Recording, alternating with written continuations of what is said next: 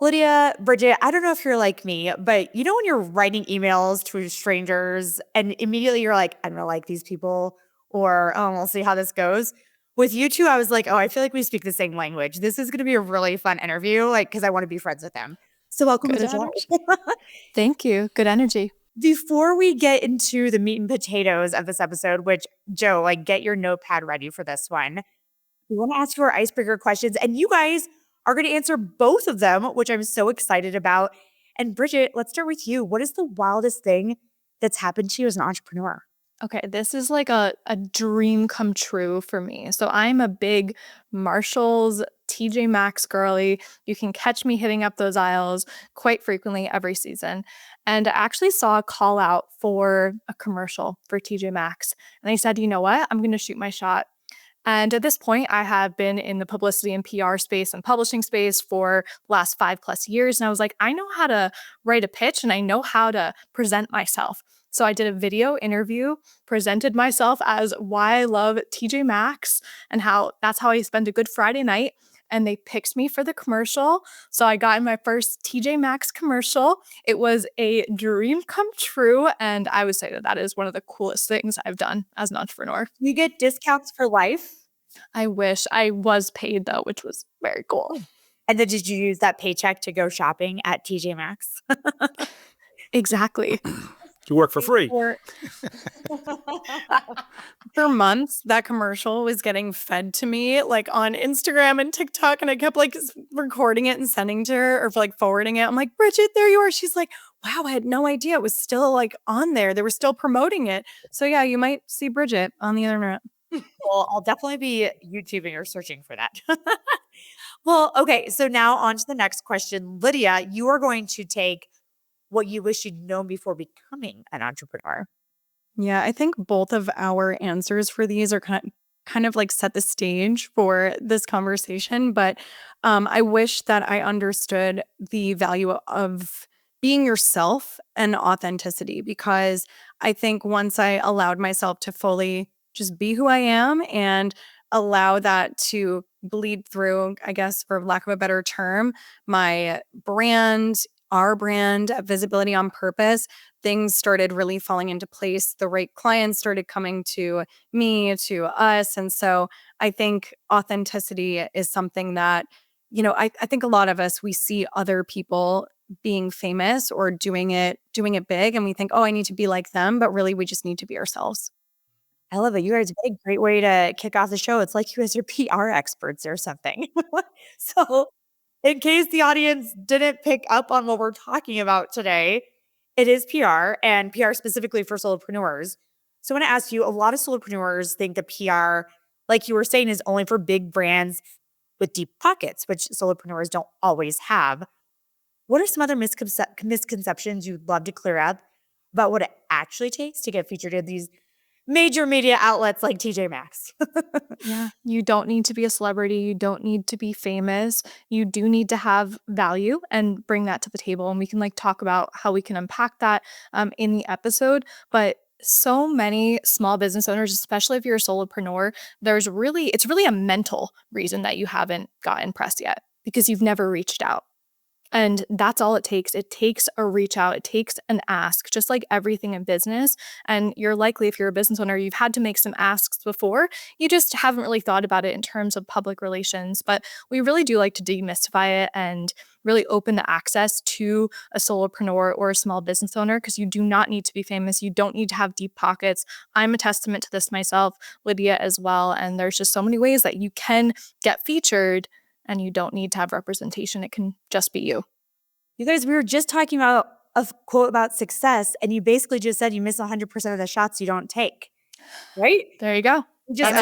Boom, we have it. We don't even need to ask that question at the end, but I still will, just in case you have another one. Well, so you were saying, let's talk about kind of how people do this. So what's a simple 4-step process, let's say, to get featured on media giants? Like, is there a framework that you can walk us through?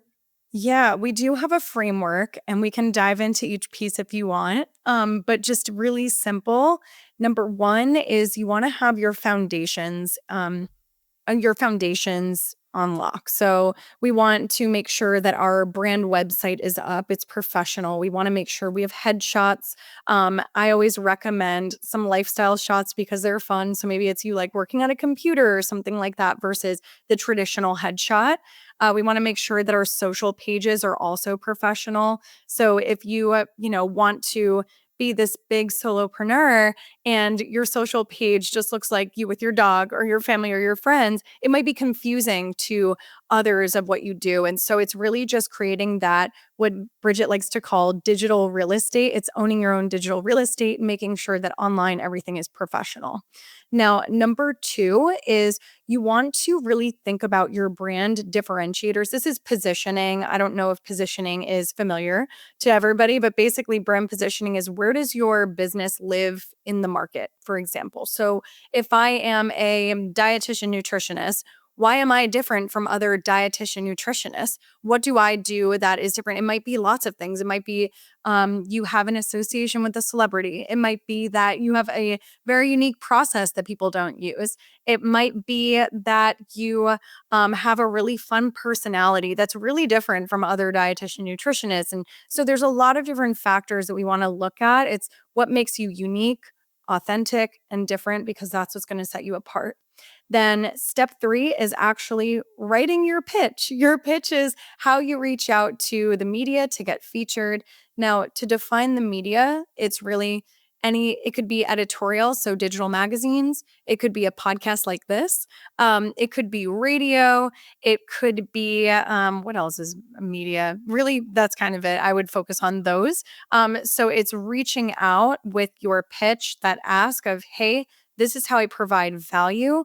This I would like to get featured here. And so what Bridget was talking about, it's shooting her shot. I think it's so funny that she was talking about shooting her shot with Marshalls because that's kind of what you do when you start pitching yourself to the media. It's providing value and shooting your shot, and you miss 100% of the shots that you don't take? Shots you don't take. The shots you don't take. So putting yourself out there. And I think when a lot of people put themselves out there, they get very shocked by the results. And of course, because we all started businesses for a reason and we all have value to share. And then the last one is Actually, consistency. Lydia, Yeah. can I cut you off before we move on to number 4? So in terms of crafting your pitch, I'm assuming a lot of people are using ChatGPT for this now to help them really figure out how to do that. So do you have any recommendations on, if everybody's using that same ChatGPT kind of format, how can you get your pitch? I know you didn't shoot yourself, but you know what I'm saying? Like, if you're using that same templated format. So with ChatGPT, it only outputs what you put in. So I will say that. If you say, we can keep using this example as a dietitian nutritionist because it's just easy to use. So I want to get featured on Oprah and I'm a dietitian nutritionist. I help people eat healthier. Write me a media pitch. It's going to come up with something really boring, most likely, right? And so that's what ends up happening. And it's like, what do we want to add into our pitches? It's really what makes you timely, newsworthy, relevant. We can talk about that. Bridget loves to say like timely, newsworthy, relevant, and interesting. And then also those differentiation pieces. I will say you can use ChatGPT to help you with like grammatical things or maybe to streamline a point, but I wouldn't heavily rely on it because I don't think it understands the importance of connecting to a brand and that relatability. That's a human thing, right? It's like if I am connecting with a dietitian nutritionist, why do I like them? Maybe I'm going to list out a lot of different things like their process. Maybe I really like their personality. It's like those are the things that we want to articulate in a pitch. And so we like to, we do have a DIY course that like goes into that if you're interested. We also can help you write pitches. We have, offers and things for that. But if you're doing this yourself, I would highly recommend using ChatGPT as almost like an editing tool and talking with it. That could be very helpful versus having it just like write something for you because 9 out of 10, it's not going to be good. Thank you for clarifying because I just feel like a lot of people are going in that direction. Okay, number 4, I cut you off. Oh, no problem. And then number 4 is consistency. We were just talking about this earlier, actually, but a lot of business owners, especially solo entrepreneurs, will put a lot of weight into social media. And we get it. I mean, everyone should start somewhere. Social media is your warm audience. It's where you should definitely be. You should we like to think a bit about it as more of your like digital business card, because if I'm going to vet a company, I'm going to go check out their Instagram, their social media, and I want to see what's on there. But in terms of battling the algorithm, even like top social media people don't know how to go viral, right? It's kind of random. There's a lot of different reasons for it.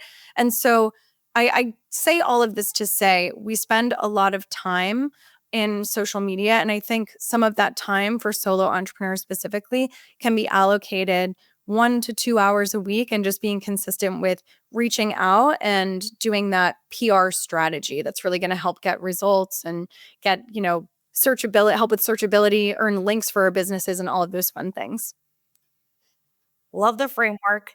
I want to circle back a little bit about the positioning piece of all of this.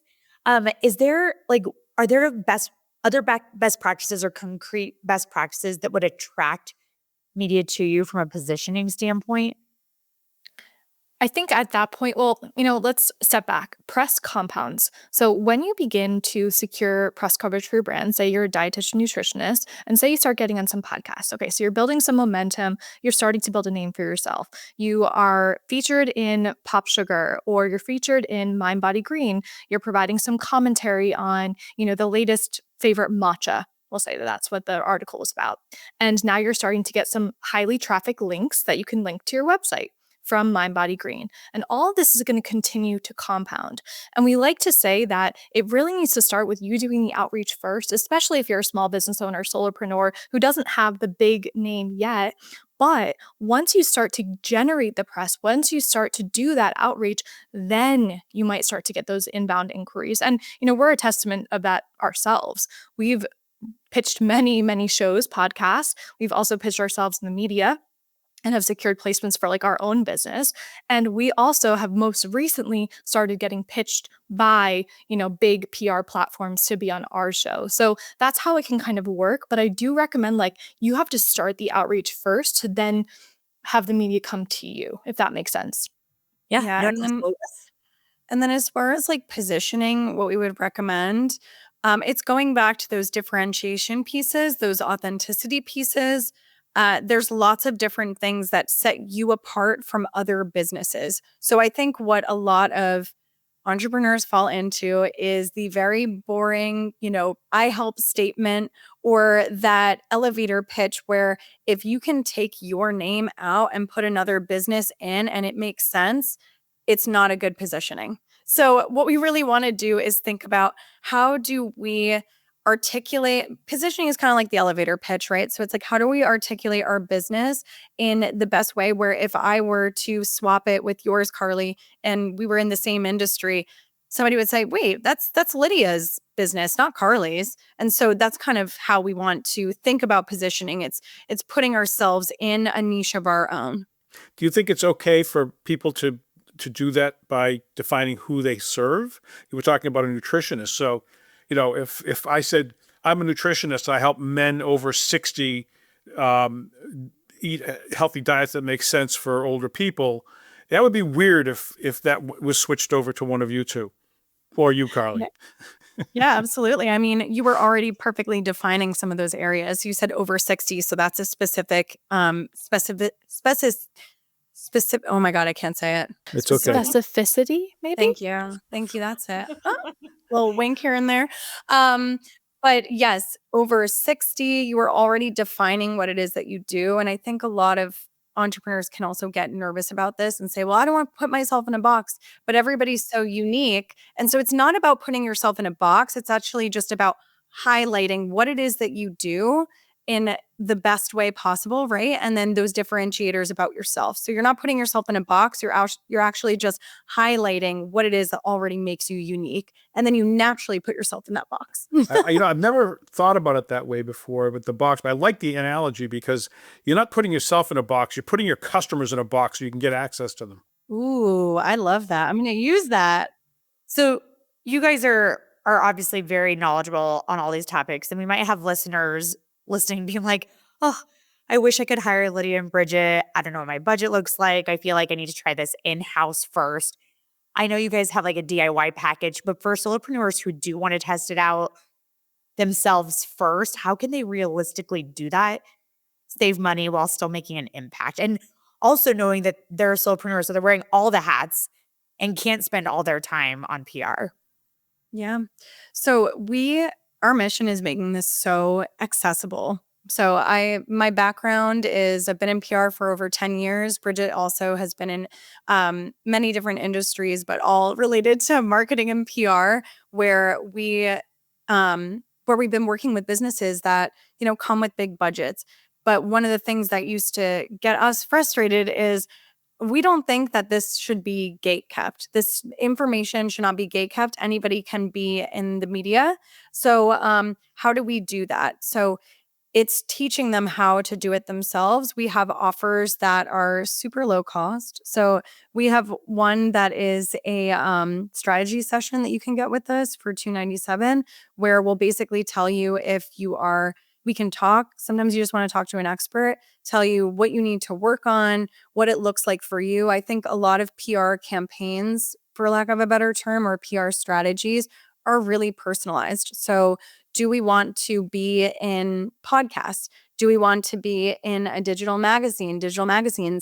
Do we want to, shoot for the stars and maybe get our own like TV show? I've heard it all, right? And I think what we really want to think about is let's think about the top goals for our business and reverse engineer the strategy backwards. And with PR, it's about doing the little things that compound over time. We never tell somebody, you get a big feature and you're going to go viral tomorrow. That's just like not how PR works. Sometimes it does, but like for the most part, it's about earning press coverage here, press coverage there. Maybe for us, it's about getting on this podcast, getting on another podcast, and allowing those pieces to compound over time, where we can then go to the bigger shows and say like, hey, we've been on X, Y, and Z. We'd love to be on your show. There's FOMO. There's real FOMO that comes into that, right? And so thinking about this as a long-term strategy. And when I mean long-term, I don't mean like it's going to take 100 years. I just mean it's not going to be maybe tomorrow. So PR builds credibility. It boosts visibility. How exactly does it work for these placements? How does it impact SEO, backlinks, and even AEO or AI search now? Yeah. Did I say it wrong again, Joe? Huh? Did I say it wrong again? No. It just was. I thought you were going to start singing Old MacDonald. I can do that too. AIEIO. I know everything is like an acronym now. It's like the LLM, the this, the that, the AI. So with PR, what I want to switch the mindset of social media. And I don't mean to be like, oh my God, social media sucks, because I love social media. I'm on it every single day. But I think when it comes to building a brand, that's not the only place we should be. So when it comes to business growth and thinking about what's going to help propel our business, our brand awareness, we want to start thinking about things like SEO, that's search engine optimization. So that helps inform Google that we are a credible business, a source, we exist, and then it puts our business up on the search, right? So people can find us naturally and organically. If I'm typing in the best lip glosses, I bet you MAC Cosmetics will come up. Why? Because they're in the media everywhere, right? And so that will come up naturally right away. That's the goal that we want for all of our businesses. So when we're starting to think about business growth, I really want us to think about what's going to move the needle in terms of SEO friendly. So getting on podcasts, you're creating links for the internet. There's keywords. Those things inform Google, they inform ChatGPTs, right? Same thing with getting featured in the media. If I'm a dietitian, nutritionist, and Oprah Daily is writing a story about, the best, healthy options for Thanksgiving, and I get featured on that name, that link is going to now inform Google, hey, this person is a viable source, and you're going to start showing up more on Google. So if I type in like, best dietitian nutritionist, eventually we want your business to show up, right? And so thinking about what is SEO friendly, building those links and having those links compound over time, that's going to help us be searchable. Now, when we think about ChatGPT, it populates a little bit differently. Google populates where it's looking for credible links. Actually, any paid to play, we're talking about organic press, meaning that you're, getting featured for free. When paid to play is when you pay for an advertisement, maybe in a magazine or something like that. Those links do not inform Google like an organic link. There's actually some things on the back end, right? And so we're thinking about organic links. ChatGPT operates more through what is the perfect answer. So when we're thinking about the perfect answer, it's going to populate from these links from earned media, which is the number one place that ChatGPT pulls from, and also answering a question. So if you have a website and you don't have anything on your blog section, or you're not owning your own narrative on your website, we highly recommend doing that too, because it's just going to help. Yeah, these are so helpful. I feel like everything is just constantly changing, and you seem to really be on top of these trends. Well, so PR should not be in a vacuum. Like, it can be, but ideally be a part of an overall brand strategy. So how would you recommend a solopreneur kind of incorporates PR into all of their marketing efforts? Yeah, it really should be part of everything they do, right? Just like you're writing your copy for your emails, just like you're posting on socials, just like you're engaging with clients. PR is another avenue for you to reach the people that you're meant to reach. So it's really part of that overall brand strategy. And like we've mentioned, 1 to 2 hours a week is really all that you need to put toward this. Thinking about, okay, where should I be featured? Do I want to be on podcasts? Like, what makes the most sense for your brand and your business? And then doing that outreach or using platforms like Quoted or Featured. There's a lot out there that actually connects the media to you, which is a great avenue for solopreneurs as well, because it makes it a little bit easier. So it's not a vacuum. It's not the only thing that you do for your brand. But I will say, this is not like I wouldn't say this is exciting for most business owners. This is a long-term strategy. Like, we're not talking about overnight success here. We're not talking about overnight virality. And this is almost like the anti-virality culture, which is PR, which is something that you do just for the long term to start to build those wins for your brand, to get those links, the backlinks, so that your website is more found and more searched, and to build the credibility and build the trust for your brand. So it's not a vacuum. It's really part of the ecosystem of how you interact with your customers and, the public at large. Is it fair to say that going viral doesn't usually do a lot of good for a business? Would you say that that's the case? I mean, we could definitely get into that. Well, you don't need to go into detail, but I mean, it just seems like a lot of people have said, "Oh, I went viral," but then crickets. I have a lot of mixed feelings about virality because if your business has the foundations in place and say you go viral later, it could really be helpful. But if you go viral in your niche, I think a lot of virality too doesn't really matter. Sometimes people are just doing trends that aren't related to their business. And then it's just like, okay, you have these people following you that aren't going to convert. Or sometimes you go viral and then you don't have the infrastructure to support it. So I think it really depends on the situation, right? It's if the business if the business foundations are in place and they go viral later and they have the infrastructure to support it, this can be very helpful for them. But if they're going viral for, I don't know, let's say the dietitian nutritionist, we're going to just stay on this. Say they go viral for something about, I don't know, Halloween or no, that's, Their dog. Thank you. That's Right, perfect. not related. They go viral for their dog being cute, and then they have all these dog people that are coming to their page and following them for more things on their dog, but it's not actually supporting the dietitian nutritionist. This is where the audience gets confused. So I think there's a lot of mixed feelings about this. I think if it's aligned, it can be a good thing, but if it's not perfectly aligned, it can potentially be harmful. Awesome. Thank you. Well, speaking of the long-term play that we were talking about, that's also a good thing from like an exposure standpoint. So if you were to get featured in like Forbes or Entrepreneur, that can continue to open doors for years to come, right? Like, it's just the gift that keeps on giving. I love this question or statement because it really is the gift that keeps on giving. We joke around all the time, PR is the gift. So PR compounds over time, meaning that say we get on Forbes, for example, Then we, go to a networking event and we tell people, oh yeah, I'm a Forbes featured X, Y, and Z. Number one, people's ears are going to perk up, right? Because they're hearing that association. So they're immediately going to trust you because they trust Forbes.